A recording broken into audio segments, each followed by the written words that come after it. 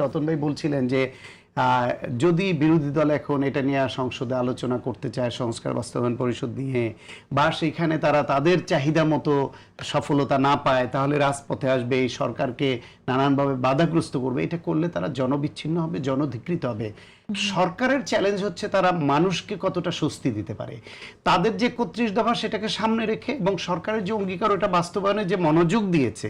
ইতিমধ্যে দেখেন এই অন্তর্বর্তীকালীন সরকার অনেক কিছুতে ভেজাল করলো, এই ভোটের কালিটায় ভেজাল করে নাই।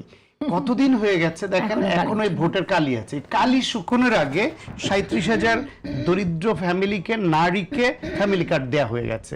এই যে সামনে ঈদ পড়েছে, এই উপলক্ষে ইমাম মুয়াজ্জিন সহ ধর্মীয় প্রতিষ্ঠানের যাদেরকে সম্মানী দেওয়ার কথা ছিল সেটা দিচ্ছে।